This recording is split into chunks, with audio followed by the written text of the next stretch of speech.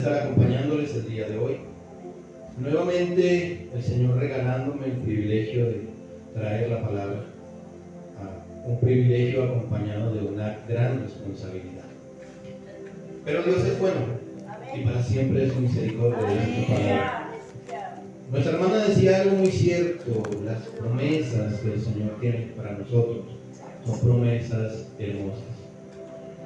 Y todo lo que hay en su palabra para nosotros, todas esas promesas que Dios ha hecho para sus hijos, se cumplen. Como también todas las promesas que ha hecho para aquellos que no le aceptan, que no aceptan su sacrificio, también se cumplen. Podemos resumir que la palabra de Dios se cumple sin importar hacia quién esté dirigida. Quiero invitarles en esta mañana a que abramos nuestras Biblias en la segunda carta a Timoteo, en el capítulo 2, en el versículo 19.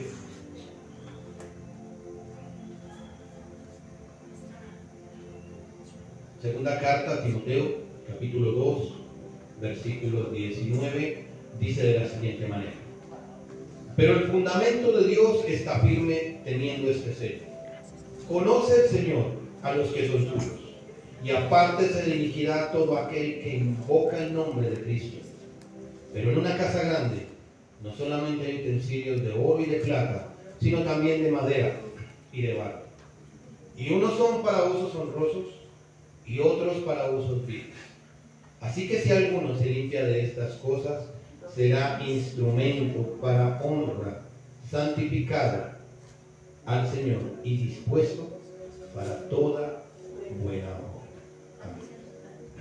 Padre, en esta mañana, Señor Dios, yo te pido de una manera especial, Señor, que tu Espíritu Santo hable a nuestras vidas por medio de la palabra. Los que estamos aquí, Señor de la gloria, ninguno de nosotros es importante. El importante eres tú, el Creador de los cielos y de la tierra, quien sostiene nuestras vidas, nuestros pasos, quien guía nuestros pensamientos. Dios, en esta mañana te pido que tu palabra fluya entre el pueblo y que seas tú edificando, que seas tú, Señor de la gloria, alentando, confrontando y exhortando a tu pueblo, Señor. Padre, que tu palabra, Señor, cumpla el propósito con el cual tú la envías a cada uno de nuestros corazones. Habla mi vida primeramente y habla la vida de mis hermanos en esta preciosa mañana, la cual tú nos has regalado, Padre, en el nombre de Jesús. Amén y amén. Gloria a Dios. Siempre he estado enfocado, o he tenido claro, que nosotros como hijos de Dios somos instrumentos, utensilios, herramientas en las manos de Dios. Este mensaje lleva por título Herramientas en las manos de. Y podríamos dejar los 3 puntos suspensivos. En alguna oportunidad utilicé la introducción de un artista cuando va a iniciar una obra, llámese como se llama el artista, un escultor, un pintor, un escritor. Antes de iniciar una obra, tendrá que alistar los elementos, los materiales que va a utilizar y las herramientas con las cuales le va a dar el rumbo a lo que él quiere hacer. Algunas veces, en medio de la obra, uno que otro elemento, alguna que otra herramienta se echará a perder y será necesario el cambio de la misma. Por eso, también es un hecho que las herramientas pueden ser usadas para tareas diferentes. Así como la brocha fue diseñada para echar pintura, también nos sirve para barrer diferentes superficies y limpiarlas de polvo. Hoy vamos a hablar de las herramientas que Dios está buscando en su pueblo. No las está buscando allá afuera, las está buscando aquí, dentro de su pueblo. Por eso decía la palabra: conoce el Señor a los que son suyos. Y esta palabra también es para los que son suyos. Y para aquellos que aún no perteneciéndole a Él, escuchan y pueden tener el privilegio de ser partes del hermoso pueblo de Dios. Como primer punto, buscando las herramientas. No importa si la obra se pone en marcha o ya está avanzada. Siempre lo primero que se hace es alistar para empezar la labor. Todo puede ser una herramienta, pero no todo sirve. Me preguntarán ustedes por qué todo puede ser una herramienta, pero no todo sirve. Los invito a que vayamos al Evangelio según Juan, el capítulo 4. Del versículo 3 en adelante encontraremos una historia muy conocida por nosotros. Evangelio de Juan, capítulo 4, versículo 3. Me confirman con un amén cuando lo hayan encontrado.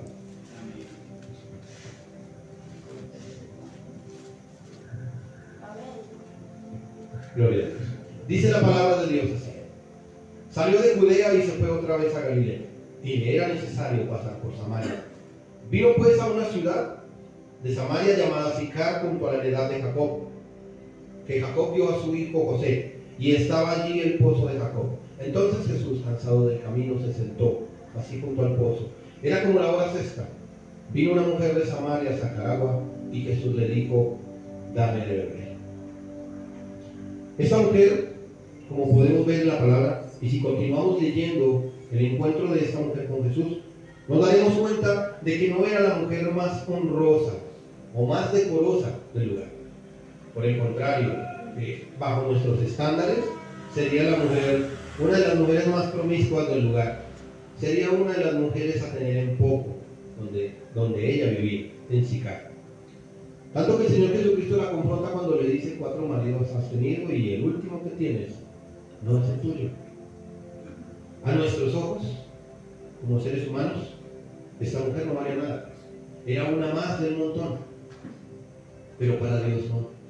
Porque es que Dios no ve como vemos nosotros. Dios no juzga como juzgamos nosotros. Dios conoce el potencial de cada uno de nosotros y nos tiene aquí por él. Quiere que ese potencial en sus manos alcance a aquellos que solamente tú y que solamente yo podemos alcanzar. Luego entenderán por qué lo dijo. Esta mujer se encontraba en la ciudad santa de los samaritanos, que es Sicar. Conoce al Señor, conoce al Salvador, al dueño, amo y Señor del universo. Tiene un encuentro con él. Esta mujer se acerca al pozo con una necesidad. Y en medio de su necesidad alguien más le pide que le dé. Comienza una conversación. Dios comienza a romper las barreras con esta mujer.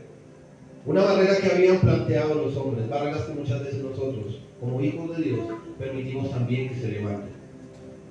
Si miramos en la Biblia, encontraremos que el judío despreciaba al samaritano y tenía una barrera puesta por ellos mismos. En el principio los samaritanos se apartaron del pueblo de Israel por causa del sumo sacerdote de Israel. La rama de los samaritanos nace cuando Elí era el sumo sacerdote del pueblo y ni siquiera estorbaba a sus propios hijos o fines a hacerlo mal. Este pueblo, sintiendo dolor y celo por Dios, se aparta del pueblo de Israel y nace la rama samaritana. El pueblo de los judíos los despreciaba, los consideraba débiles en la fe, débiles en la doctrina. No los consideraba dignos de estar en el mismo lugar que ellos y mucho menos dignos de referirles una palabra. Pero si vemos en los primeros versículos, en el versículo 4, las 4 primeras frases, las 5 primeras frases, o ese versículo, dice: le era necesario pasar por Samaria. ¿Qué necesita Dios? Dios no necesita nada. Dios es el dueño de todo. Pero sabía que en ese lugar había una herramienta, un utensilio que iba a ser útil y que era la persona menos indicada ante nuestros ojos, pero era la persona perfecta para servirle a Dios, porque Dios no miraba su condición, Dios miraba la capacidad que había en ella. Esta mujer conoce al Salvador, corre a la ciudad y les dice: he encontrado el Cristo, aquel de quien hablaba Moisés.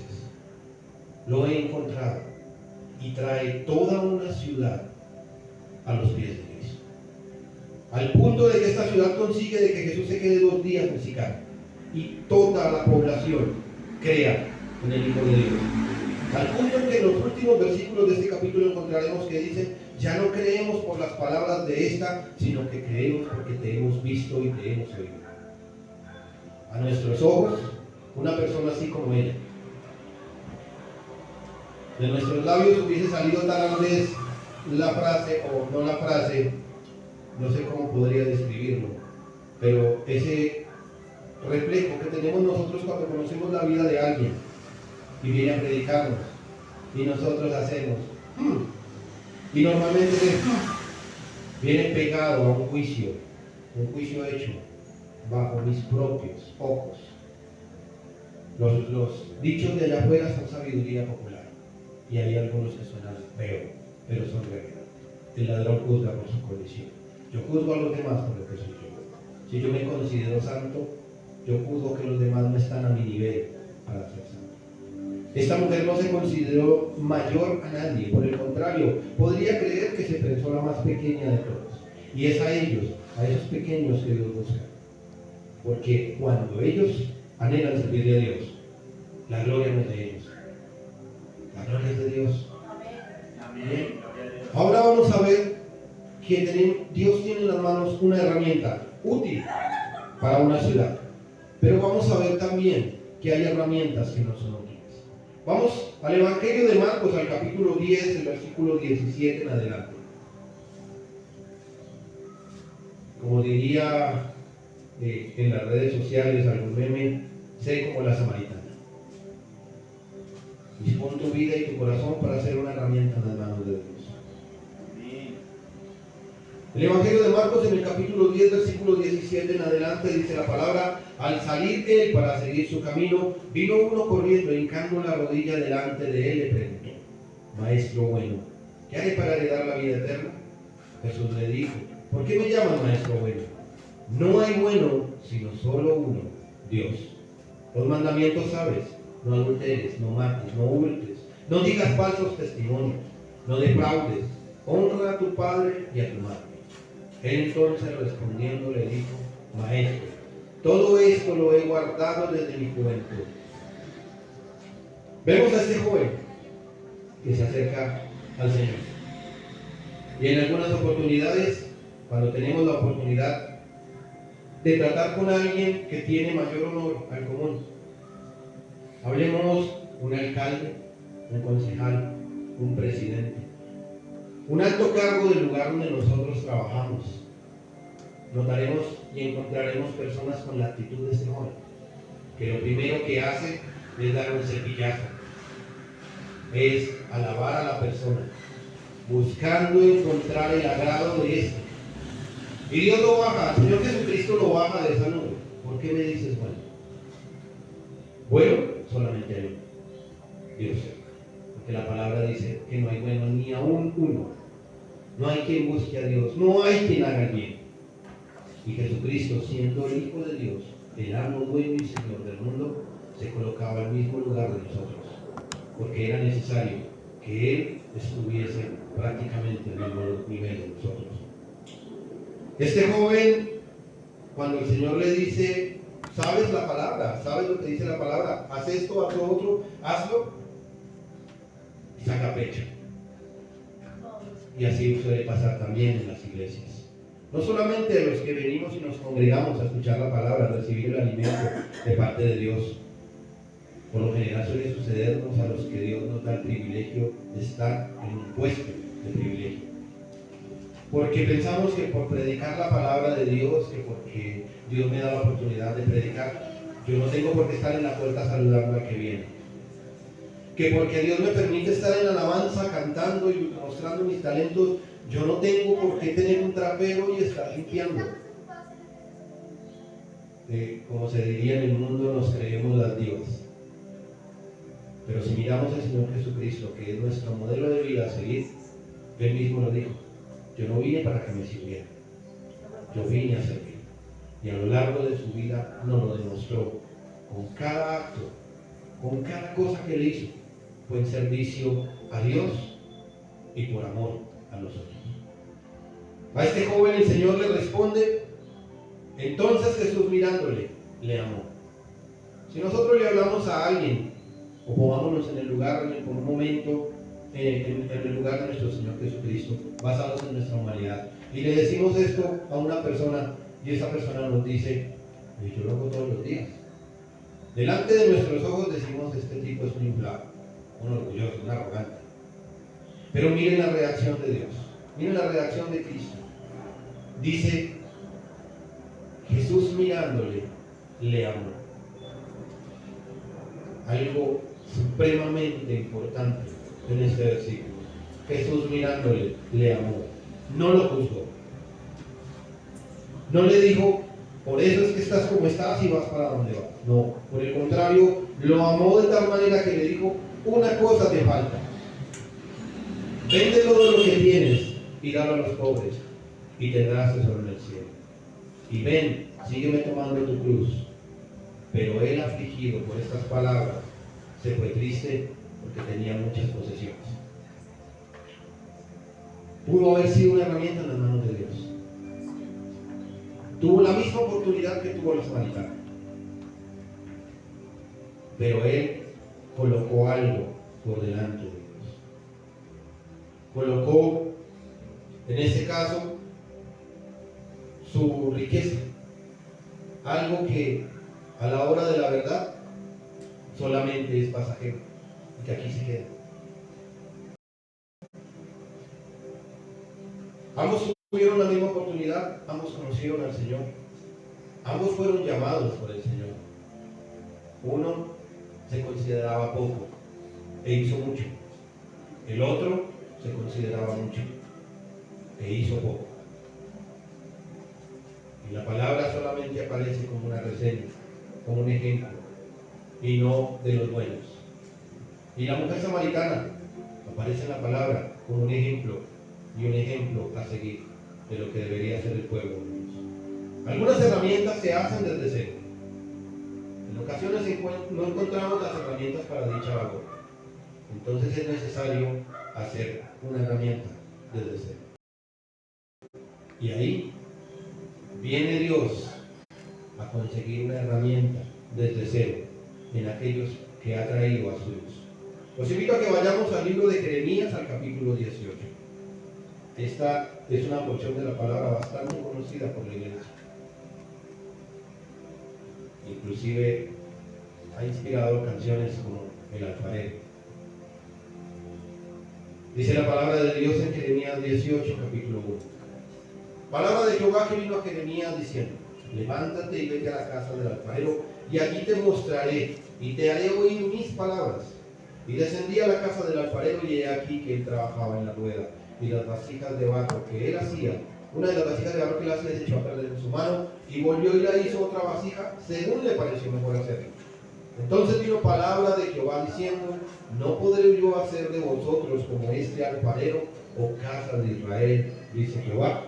He aquí que como el barro en las manos del alfarero, así sois vosotros en mi mano, o casa de Israel. Cuando se va a hacer una herramienta, la herramienta tiene que pasar por un proceso. Hablemos del alfarero. Cuando el alfarero tiene destinado a hacer un objeto, una vasija, el barro, ¿de dónde sale? Viene contaminado. Este barro es necesario golpearlo, sajarlo y sacar las impurezas. Luego, es necesario golpearlo con fuerza, levantarlo a gran altura y dejarlo caer con el fin de sacar toda materia extraña al exterior y sacar el aire que haya atrapado dentro de la arcilla. Este proceso, si el barro tuviera sentimientos, no sería agradable. Hablemos de una vasija, hablemos de un elemento metálico. Enfrenta el fuego, enfrenta golpes para ser moldeado. Así son las herramientas hechas desde cero. Y a veces Dios tiene que sacar de su pueblo herramientas para sitios específicos. Alguien dijo algo una vez que de verdad me causó impacto. No fue hace unos días ni hace unos meses. Puedo garantizarles que fue hace muchos años. Digo, las personas a las que Dios te ha llevado, no las va a ganar nadie más que tú. Porque Dios te usará como herramienta, usando tu carácter, tu temperamento y tus palabras para acercarlo a Él. Y es algo verdad, es algo real. El Señor necesita hacernos herramientas, y cuando nos hace herramientas tenemos que pasar por el proceso que pasa el barro, por el proceso que pasa el metal para hacernos una herramienta. En algunas oportunidades, cuando estamos pasando ese proceso, no es para nada divertido, no es para nada agradable, pero es muy necesario, al punto de que si no pasáramos por ese proceso, más adelante veremos que sale de una herramienta que no pasa por ese proceso. Para hacernos herramientas escogidas, como decía el versículo que leímos al principio, preparados para toda buena obra. Todos los elementos que se usan a diario han pasado por un proceso de manufactura y control de calidad. Pero en algunas unidades defectuosas logran salir al mercado. Y cuando se usan, cuando son exigidas, fallan catastróficamente. No sé si les ha pasado que compramos algo y lo utilizamos una vez y se dañó. Y por no tener la factura o el empaque en buen estado, perdimos la garantía. Ese elemento no pasó por el control de calidad. Y si pasó, no le hicieron el control de calidad como era debido. Y Dios, nosotros, como su pueblo, como sus hijos, como instrumentos en sus manos, tenemos que pasar por ese control de calidad para salir a la vida. Una de las personas que marcó el Nuevo Testamento, o sea, además de nuestro Señor Jesucristo, uno de los discípulos de nuestro Señor Jesucristo, que marcó el Nuevo Testamento, como lo describe Hechos 9, versículo 15, es Pablo. Saulo, el perseguidor de la iglesia, el asolador de la iglesia, un hombre con un celo por la palabra, lo que él consideraba que era de Dios. Este hombre consigue que todo lo que estaba relacionado con lo que es el Sanedrín, con lo que es el templo, consigue cartas, consigue el permiso para matar a todo aquel, encarcelar y perseguir a todo aquel que se diga cristiano. Camino de Damasco tiene el encuentro con aquel que le hace el control de calidad. Cayendo postrado de rodillas delante de ese Dios que había escuchado hablar pero no conocía, lo escucha por primera vez audiblemente. Encerrado en un lugar ciego, a raíz de esta experiencia, de este encuentro, el Señor envía a alguien más a que ore por él. Otra herramienta que Dios antes había trabajado. Una herramienta, gracias.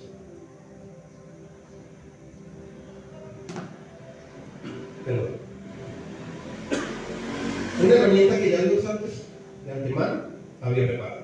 Y le dice, ve y ora por Saulo, está en tal lugar. Este hombre le reclama al Señor, o no le reclama, le dice, Señor, pero de este hombre he escuchado que viene persiguiendo a tu pueblo, asolándolos donde se encuentran, haciéndoles gran mal. ¿Quieres que vaya a orar por él? Y si miramos el versículo 15 del capítulo 9 de Hechos, Dios le dice, ve, porque instrumento escogido me es este, para llevar mi nombre en presencia de los gentiles, de reyes y de los hijos de Israel, porque yo le mostraré cuánto le es necesario padecer por mi nombre. Algo importante para todos los que anhelamos ser instrumentos de Dios, para todos los que anhelamos ser herramientas en las manos de Dios. Cuando estamos en las manos de Dios, los de afuera no nos quieren y vamos a sufrir. Por eso el Señor dijo, tome su cruz y síganme. Por eso el Señor dice, a mí me persiguieron, a vosotros también os perseguirán. Así le dice a este varón, ve y ora por él porque le es necesario padecer por mi nombre. Un instrumento como el martillo enfrentará golpes todos los días de su vida, porque está diseñado para eso, para golpear. Un instrumento en las manos de Dios tendrá que enfrentar todo lo que Dios le permita pasar, sabiendo algo muy importante, es que sin importar por lo que Dios permita que tú y que yo pasemos, estamos en las manos de Dios. Eso debemos tenerlo claro en todo el mundo. El martillo no golpea por sí solo. Hay una mano que lo sostiene. Hay una mano que lo guía. Así, nosotros mismos también, en las manos del Señor, somos guiados y Él nos sostiene. Pero somos herramientas enfocadas en un fin. Tristemente tenemos que decir que no siempre una herramienta será bien aprovechada. No faltará quien haga uso de ella de una manera inapropiada o en su propio beneficio. Herramientas enfocadas a un fin. Cuando compras un trapero, cuando compras una escoba, cuando compras un martillo, cuando compras una aspiradora, un taladro, no lo cuelgas en un lugar donde se vea bonito, lo usas. Si compraste martillo, vas a utilizar el martillo clavando puntillas, arrancando puntillas o inclusive rompiendo cosas. Si compras una escoba, la usas barriendo. Lo único que compras para colgar son los adornos. Y Dios no necesita adornos en la iglesia. Dios necesita herramientas. Por eso nos llamó. ¿Cuál es el propósito del cristianismo sino este? Cuando dice la palabra en segunda de Pedro, que Él nos llamó para anunciar las virtudes de aquel que nos trajo de las tinieblas a su luz admirable. Ahora dicho por el mismo Señor Jesucristo, hoy por el mundo y hacer discípulos a las naciones. Ese es el propósito nuestro. Así como el martillo lo compramos para clavar, arrancar y romper. Ese es el propósito del martillo. Nosotros tenemos ese propósito. Dios no necesita en este lugar ni en ningún otro elementos decorativos que sean parte de la iglesia y ya tengan título de propiedad junto con el templo. Vamos a ver un hombre, vamos a leer sobre la vida de un hombre que se debatía entre lo que Dios le mandaba hacer y lo que él esperaba sacar de hacer lo que Dios le pidiera. Vamos al libro de los Números, del capítulo 22 al versículo 4.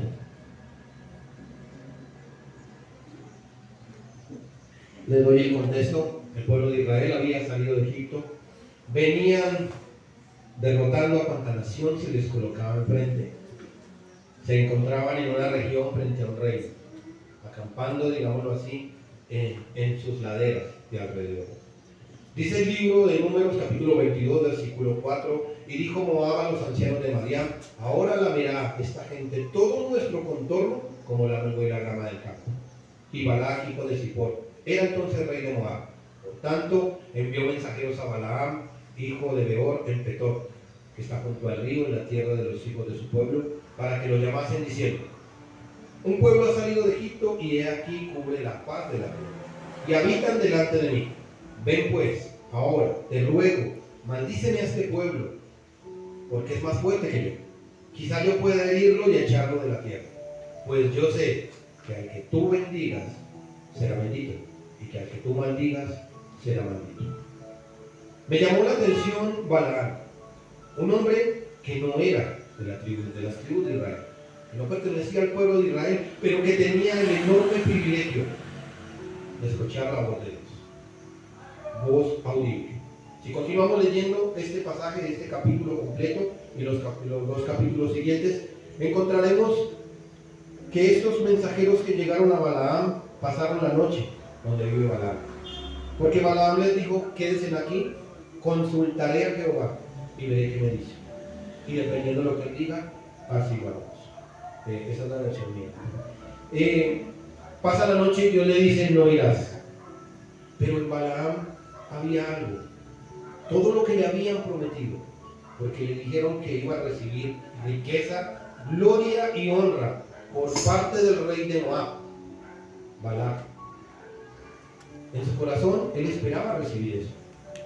Él esperaba recibir el permiso de ir a hacer.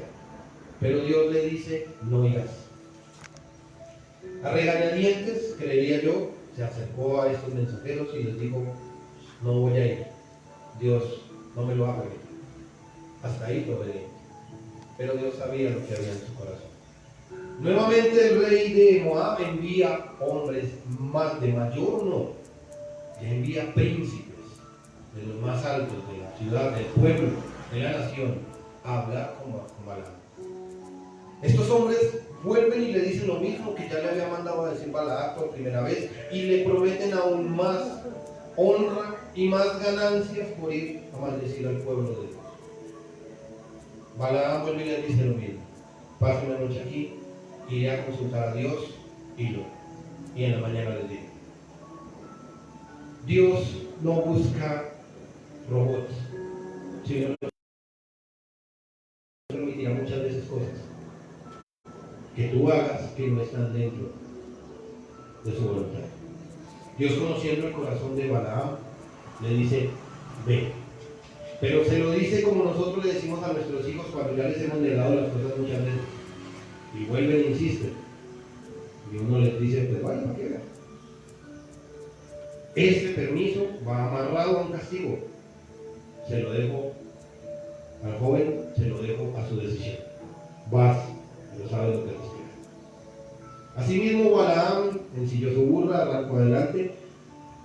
Me imagino que en su corazón ya estaba haciendo cuentas de lo que iba a recibir, dónde lo iba a colocar, cómo lo iba a administrar.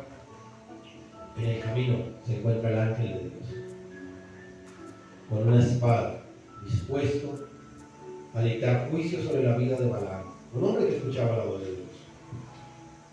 Un hombre que como herramienta se definía entre la voluntad, se debatía entre la voluntad de Dios y la voluntad de él. Este hombre, cuando la burra ve al Señor, ve a Dios adelante de él, ve al ángel de Dios delante de él con su espada en la mano, cambia de camino. Y el ángel le corta el camino. Y este hombre enfurecido se baja, golpea a este pobre animal hasta el cansancio, hasta que el animalito habla. No sé ustedes, pero a mí me habla un animal y yo entro en pánico. Este individuo no, en medio de su ira, en medio de su soberbia, le dice al animal, cuando el animal le responde: ¿por qué me golpeas? ¿No soy yo tu asna? Dice: te golpearía aún más. Y agradezca que no tengo una espada en la mano, si no te traspasaría de lado a lado. En ese momento Dios permite que Balaam abra los ojos y vea al ángel de Dios ahí, presente, con la espada en su mano, a la altura de su cuello. Balaam, tristemente, es un mal ejemplo en la palabra. Porque aunque escuchaba la voz de Dios, valoraba más lo que le ofrecía al mundo a lo que Dios le daba. Si continúan leyendo los relatos bíblicos, encontrarán que buscaron muchos sitios donde maldecir al pueblo de Dios. Pero que toda maldición que viene en contra del pueblo de Dios, como su misma palabra lo dice, Él, el poderoso gigante, la convertirá en bendición para su pueblo. Dice que el Espíritu Santo tomó a Balaam y lo que profirió de su boca para su pueblo no fueron más que bendiciones.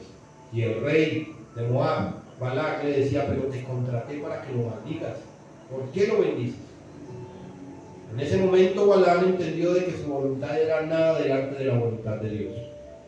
Y aunque era una herramienta, no fue una herramienta buena, porque falló catastróficamente más adelante, llevando al pueblo de Dios a cometer actos que delante de Dios son desagradables. Toda herramienta siempre contará con un limitante, ya sea del material que está hecha, el diseño o forma de la misma. Es para eso que se hacen los controles de calidad, tanto por el fabricante como por la persona que lo compra. Si yo compro un taladro, no espero que ese taladro me dure 2 días. Yo espero que me dure mucho tiempo y confío en la marca que tiene, porque esa marca me dice que es de calidad. Hablo de herramientas eléctricas porque son un hobby para mí. Por eso es como decir: vamos a hablar de un electrodoméstico y hablemos de un nombre X, Philips. Es una marca reconocida. Va a ir a comprar un televisor de marca Tutum, marca que nunca hemos conocido, que nunca hemos visto. La marca habla del respaldo que hay detrás de esta herramienta. Tú y yo, como cristianos, como hijos de Dios allá afuera, habla del respaldo que hay detrás de esta herramienta. Y nosotros podemos hacer quedar bien ese respaldo o hacerlo quedar bien. Balaam, tristemente, hizo quedar mal a Dios. Los invito a que vayamos al Evangelio de Juan, al capítulo 13. Vamos al versículo 13, al capítulo 13, perdón, al versículo 21.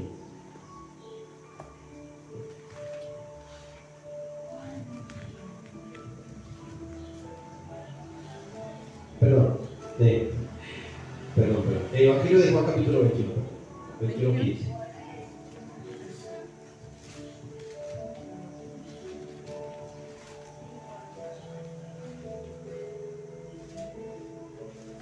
El Evangelio de Juan, el capítulo 21, el versículo 15, dice de la siguiente manera: cuando hubieron comido, Jesús dijo a Simón Pedro: Simón, hijo de Jonás, ¿me amas más que todos estos?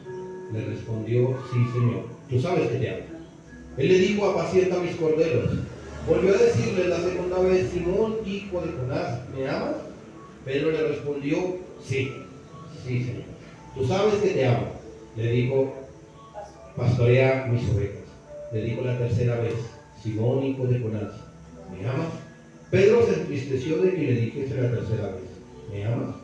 Y él le respondió: Señor, tú lo sabes todo, tú sabes que te amo. Jesús le dijo: apacienta mis ovejas. Ahora sí los invito a que vayamos al capítulo 13, al versículo 21 de Juan. Capítulo 13, versículo 21.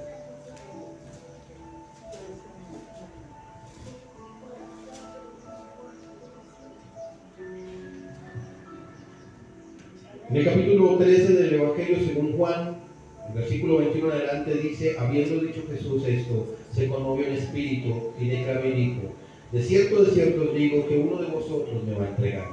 Entonces los discípulos se miraban unos a otros, dudando de quién hablaba. Y uno de sus discípulos, al cual Jesús amaba, estaba recostado al lado suyo. A este, pues, hizo señas Simón Pedro para que preguntase quién era, de quién hablaba. Entonces, recostado cerca del pecho de Jesús, le dijo: Señor, ¿quién es? Respondió Jesús: a quien yo diere el pan mojado, aquel es. Y mojando el pan, lo dio a Judas Iscariote, hijo de Simón. Y después del bocado, Satanás entró en él. Entonces Jesús le dijo: lo que vas a hacer, hazlo pronto. Pero ninguno de los que estaban a la mesa entendió por qué le dijo eso. Aquí encontramos dos herramientas. Ambas herramientas conocían al fabricante, porque andaban con él. Ambas herramientas estaban pasando por el mismo control de calidad, porque estaban con él. Pero no ambas herramientas eran útiles. Ambas, una falla catastróficamente, como podemos verlo aquí. La otra, podemos encontrar que Pedro, un hombre sin letras, un hombre sin nada, un hombre del vulgo, Dios le dice: apacienta mis ovejas, mis corderos, cuida del pueblo. Una herramienta que en manos de Dios, en su primer discurso, llevó 5,000 almas a los pies de Cristo. Y como si esto fuera poco, en su segundo discurso añade otras 3,000. El otro, una herramienta en manos equivocadas. Un hombre que en su corazón permitió que entrara la avaricia, permitió que entrara el lucro, no viendo a quién tenía enfrente, al dueño, amo y señor de todo, no viendo más allá de sus narices, como diríamos en términos coloquiales. Ambos fueron instrumentos, uno en manos de Dios y el otro, como lo dice la palabra, en el momento que comió el bocado, Satanás entró en él. Uno conoció al fabricante, el otro, aunque anduvo con él, no lo conoció. ¿Por qué? Pedro lo niega 3 veces, como dice la palabra, y dice que lloró amargamente. Y puedo creer que lloró amargamente en la presencia de Dios, pidiendo perdón. El otro, atacado por el remordimiento, no por el arrepentimiento, buscó subsanar a su manera lo que había hecho. Cayendo de donde se había colgado, partiéndose en dos y, como dice la palabra, esparciendo sus entrañas en el terreno que él mismo había comprado con todo lo que había robado. Es por eso que debemos anhelar en manos de Dios herramientas adecuadas. Dios tiene trabajos exclusivos para cada persona. personas, grupo de personas exclusivos que solamente tú podrás alcanzar. No hay un grupo de personas que solamente yo podría alcanzar. Conozco personas con un carácter tan hermoso que con todo el mundo congenian. Y hay otros como yo, que no con todo el mundo pega, como le digo a mi esposa. Pero así, con el temperamento de cada uno de nosotros, Dios quiere usarnos. Dios quiere usar tu conocimiento y que has adquirido allá afuera para llegar a otros. Dios quiere usar tus pasos donde tú estás para llegar a otros. Muchas veces decimos, o escuchaba hace muchos años, Señor, llévame tú a donde quieres que yo esté. Cuando la oración correcta es, Señor, ven conmigo a donde quiera que yo vaya y permíteme presentarte donde quieras que yo esté. Muchas veces queremos hablar de Dios, pero solamente es hablar. Muchas veces tenemos que demostrar quién es nuestro Padre, quién es nuestro Dios. Herramientas especializadas con una función específica.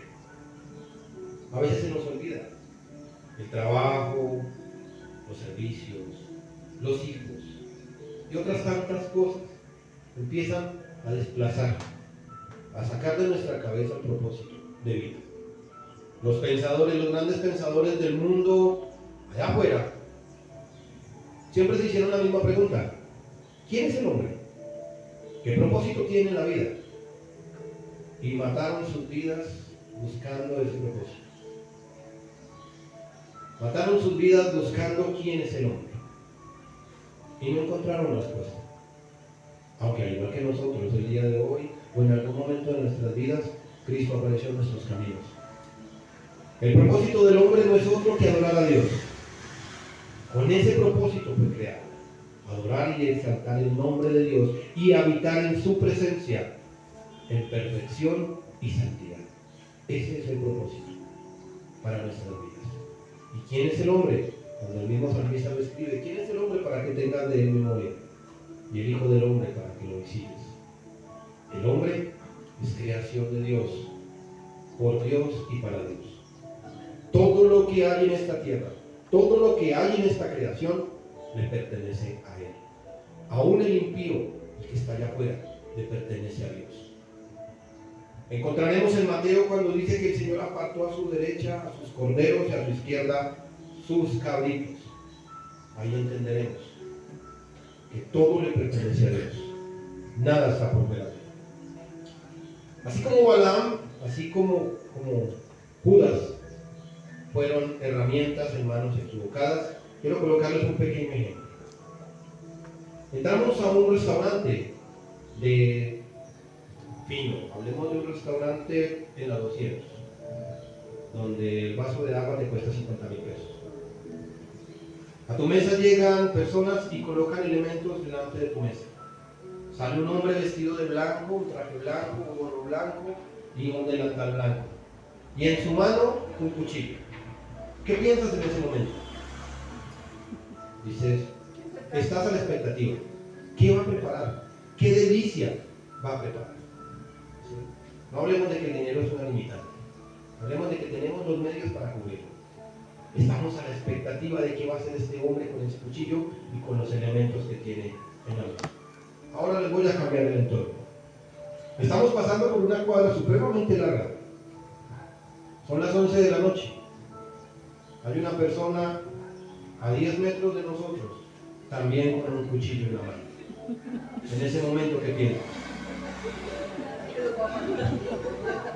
Así como pensamos nosotros, en ambas manos estuvo el cuchillo. Solo que en las manos del chef, nosotros teníamos la expectativa de que iba a preparar algo delicioso. Pero en la mano de un delincuente, ya sabíamos qué esperar. Puedo asegurarles que en ese caso nos invade el pánico, el miedo, el temor. Asimismo, nosotros, como seres humanos, elegimos en las manos de quién vamos a estar. ¿Sí? El cuchillo en el entorno del chef es una herramienta de uso versátil. Es una herramienta que puede preparar las más grandes delicias. Pero en manos de un delincuente es una herramienta que puede traer dicha y desgracia a aquel que se encuentre con este individuo. Podemos elegir si lo hacemos o no lo hacemos. A veces pensamos que Dios tiene una escala de grises, ¿sí? De que este pecado es más pequeño que este otro, pero este es más grande que este otro. A veces pensamos que Dios es ese Dios que tal vez sí, que tal vez no. Nuestro Dios es un Dios de extremos, y no me cansaré de decirlo, tengo claro. Voy a invitarlos a que vayamos al Evangelio de Mateo, al capítulo 12, en el versículo 30, y encontraremos que nuestro Dios es un Dios de extremos. Dios no quiere a alguien que esté en la mitad. O estás con Él, o no estás con Él. Dice Mateo en el capítulo 12, en el versículo 30, el que no es conmigo, contra mí es. Y el que conmigo no recoge, desparrama. El que no es conmigo, en contra mío es. Aquel que no está con Dios, contra Dios está. Pero no podemos estar en la mitad ni pensarnos mediadores entre el mundo y la iglesia. Si estamos en los caminos de Dios, es en los caminos de Dios. Y como hijos de Dios debemos comportarnos precisamente como hijos de Dios. No puede ser posible que como hijos de Dios no nos diferenciemos de allá afuera. No puede ser posible que la niña cristiana viste como los que visten allá afuera. No puede ser posible que la mujer cristiana vista como visten los de allá afuera. Y no puede ser posible que el varón cristiano hable como hablan los de allá afuera. Y no puede ser posible que un hombre casado ande echando piropos como lo hacen allá afuera, sin cinco de pudor, sin tener en cuenta ese Dios que, como lo dice aquí, el que no es conmigo, contra mí es. Ay, dice la palabra que es duro caer en manos de un Dios vivo, y que aquel que se hace amigo del mundo automáticamente se hace enemigo de Dios. Y yo creería que tener a Dios por enemigo es que ni las piedras le van a servir de escondedor. A lo largo de la palabra encontraremos que Dios nos da a escoger si queremos o no hacer lo que nos dice. Y claramente nos dice lo que sucederá dependiendo de lo que nosotros decidamos. Este texto me parece hermoso. Vamos a Deuteronomio capítulo 30, versículo 19. Me parece hermoso porque habla a donde debe de hablar y nos muestra de que aunque nuestro Dios es un Dios de amor, asimismo también es un Dios que da reprensión, es un Dios temible en su ira, y que no es como lo pintan allá afuera ahorita último, que tú le das plata y él pasa por alto las cosas. Jamás. Dice Deuteronomio capítulo 30, versículo 19: a los cielos y a la tierra llamo por testigo contra vosotros, que os he puesto delante la vida y la muerte, la bendición y la maldición. Escoge pues la vida para que vivas tú y tu descendencia. Escoge pues. Dios te da la oportunidad. Escoge tú. Dios es un caballero, y me gusta esa palabra porque mi esposa me la repitió muchas veces hasta que se me quedó. Dios es un caballero. Jamás te va a obligar a hacer algo que tú no quieres. Dios quiere de ti obediencia, pero obediencia por amor, no por miedo. Por eso dice, escoge pues. Y ya les había planteado la cantidad de bendiciones que vendrían sobre ellos al obedecer a Dios, y la cantidad de maldiciones que duplican las bendiciones si no hacían lo que Él dice. Es claro que en esta porción la palabra está escritura algo que esperar si escogemos el bien y la vida. Y aunque lo omite, también nos deja claro qué va a suceder si no escogemos lo que Dios nos dice que debemos hacer. Somos herramientas en las manos de Dios también con el propósito en nuestros hogares, en nuestras familias. Mire que dice que no solamente vivirá el que escoge, sino los que están detrás de él. Y por fe, yo escojo a Dios. Y yo por fe creo que mi familia seguirá a Dios. Y sé de que el Señor no miente en su palabra.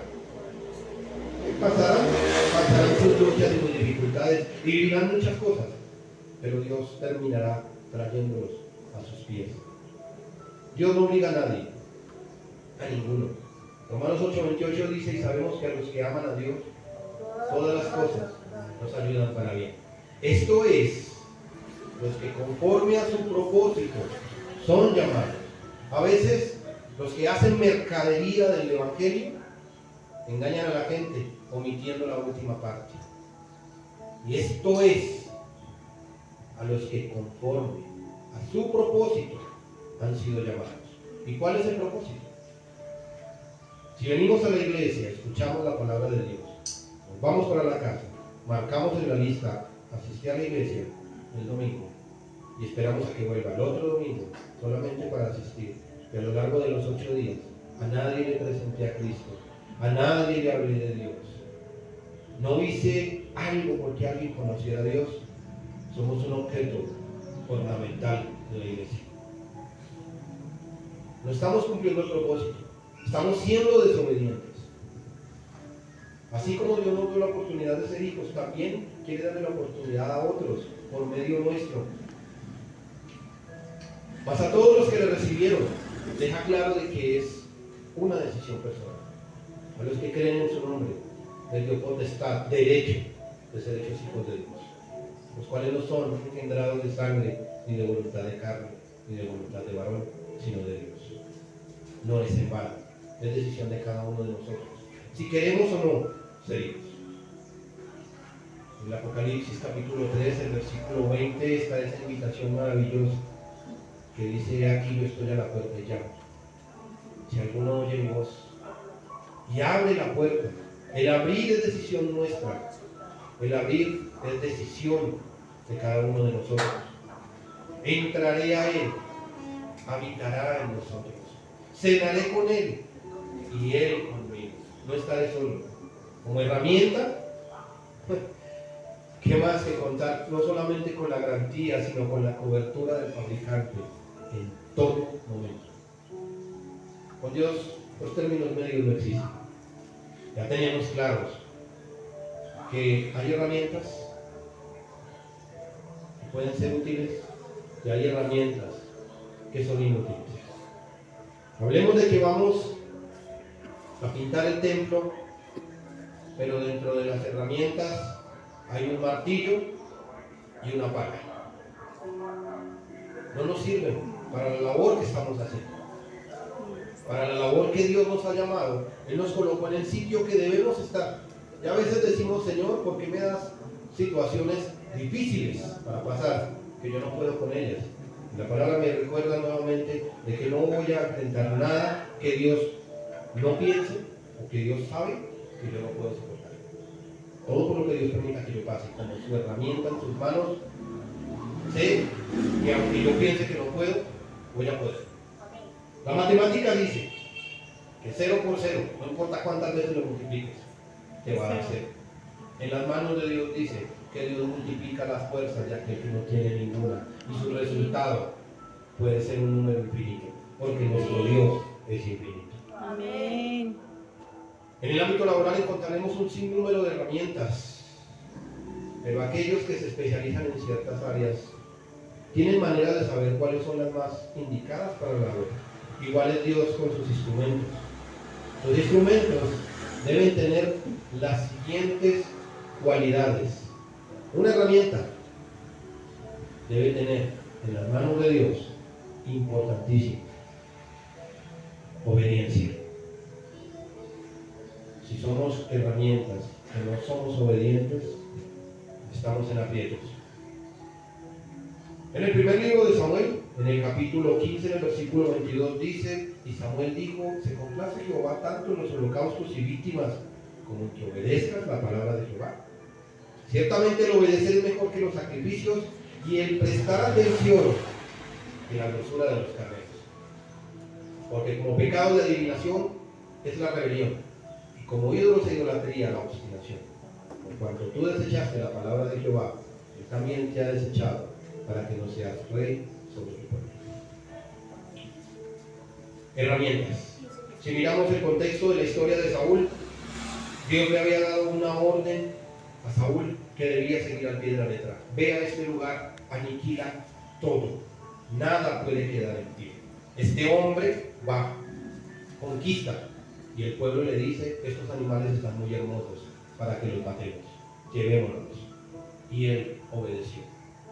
No solo eso, se llevó al rey de este lugar con él, lo llevaba con vida, Y este hombre campante y lloronto iba con el rey de Israel, rey que había conquistado y había matado todo aquello que no le servía. Samuel lo confronta con estas palabras. Él mismo toma la espada de Saúl y atraviesa a este rey y le da por muerte, porque Dios se complace en la obediencia. Por esta razón es importante obedecer a Dios. A aquello que tú le rindes obediencia es a lo que tú conviertes en tu Señor. Si tú obedeces o pones a tu familia por delante de Dios, estás convirtiendo a tu familia en tu Señor. Es por eso que el Señor Jesucristo claramente dice que aquel que no renuncia a padre, madre, hijos, por Él, no es digno de Él, porque Él tiene que tener el primer lugar. Si a mi familia no le gusta que yo hable de Dios, lo siento mucho. La orden es, háblales de Dios. Apresúralos, fórzalos a entrar. No les gustó, Señor. Ellos se enojarán, pero un día quedarán aquí. Si tú te enojas conmigo, un día estaré parado delante de ese que puede condenar el cuerpo y el alma. Prefiero tenerlo en mi favor. Por eso es importante tener en cuenta la obediencia. Pablo le escribe a Timoteo que debemos ser ejemplo a los creyentes en palabra, conducta, amor, espíritu, fe, pureza. Todas estas cosas tenemos que tener nosotros como herramientas de Dios. No podemos vivir sin fe. Pararnos allá afuera. Dios provee, Dios da, y nos permite el Señor pasar por una crisis y ya estamos corriendo a ver qué podemos empeñar o echándole cabeza a quien nos puede prestar. Sin fe es imposible agradar a Dios. Ahí se prueba nuestra fe. Conducta. No puedo yo venir para darme aquí a hablar y decir que un hombre casado no tiene por qué estar mirando a una mujer allá afuera. Y resulta de que el predicador tiene su ganado amarrado por allá afuera. No puede ser posible. Por eso dice conducta. ¿Por qué? Porque yo siempre luché con que me grabaran. Siempre. No porque esté haciendo algo malo, sino que no quiero reconocimiento de ningún tipo. Pero al hacer esto, al grabarme, no solamente ustedes me están viendo, no solamente los de mi iglesia me conocen, no sé cuánta gente estará mirando este mensaje el día de hoy o el día de mañana. Por eso dice que debo ser ejemplo en conducta. ¿Por qué? Porque si hago algo indebido, no van a hablar mal de mí, van a hablar mal de mi fabricante, van a hablar mal de mi Señor. Y Él me pedirá cuentas por esto mismo. En la lectura, en la exhortación y en la enseñanza. Es la palabra de Dios la que bendice al hombre. No es el que está aquí adelante predicando. Puede ser cualquiera de ustedes que Dios disponga para que predique. Es su palabra la que tendrá impacto en sus vidas, en mi vida, no lo que yo diga. Porque yo, a la hora de la verdad, soy tan variable como las olas del mar. Pero Él es eterno, Él es inmutable y Él bendice a su pueblo con su palabra, los alimenta. La obediencia a la palabra me lleva a ser un ejemplo en mi diario vivir. Y Pablo le escribió a Tito nuevamente presentándote tú en todo como ejemplo de buenas obras, en la enseñanza, mostrando integridad y seriedad. Por esta razón dice la palabra que somos cartas abiertas y leídas al mundo. Somos herramientas en la mano de Dios. Sonará un poco fuerte lo que voy a decir, pero así como me lo dijo, así lo digo aquí. Si no obedecemos a lo que Dios nos ha mandado a hacer, estamos siendo rebeldes y estamos expuestos a que Él nos corrija. Cuando escuché esta frase, esta palabra, esta frase de un predicador, si no estás haciendo lo que te mandó a hacer, eres rebelde, me preocupa. Procuremos en nuestro diario caminar, que su palabra brote de nuestros labios en todo tiempo y momento. Que su presencia sea importante delante de quien sea.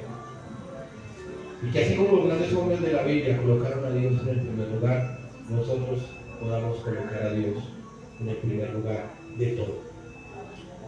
Padre maravilloso, Señor de la gloria, en esta mañana te doy gracias nuevamente por tu palabra. Porque solamente tú eres bueno, porque solamente tú eres santo, porque solamente tú eres justo, solamente tú eres bueno. Padre, te pido que tu palabra cumpla el propósito con el cual tú la envías. Gracias por este lugar, Señor. Gracias por mis hermanos. Gracias por cada familia representada en este lugar, Dios. Y que aquellos que en este momento se encuentran viajando o que el día de mañana viajarán, Padre, que así como los has llevado en bendición, Padre, seas tú trayéndoles nuevamente a este lugar en bendición. Dios, ayúdanos en todo, Señor, para que podamos ser esos instrumentos en tu mano, para que podamos ser los instrumentos de gloria que tú quieres que seamos, Señor. Hombres y mujeres, Señor, capacitados, idóneos para la labor, preparados para toda buena obra. Rey, la gloria es tuya, ninguno de los que estamos aquí es importante. Como lo dice tu palabra, Señor, tú eres Dios nuestro eternamente y para siempre. Que tú guiarás nuestras vidas, amado Dios, aún más allá de la muerte. Y es a ti, Señor de la gloria, a quien anhelamos un día poder ver cara a cara. Padre, toma la vida de mis hermanos y ayúdanos a todos nosotros para ser instrumentos, herramientas en las manos correctas, en tus manos, amado Dios, para trabajar en tu obra y que tú seas conocido, exaltado y glorificado hasta el último rincón del mundo, Padre, en el nombre de Jesús. Muchas gracias.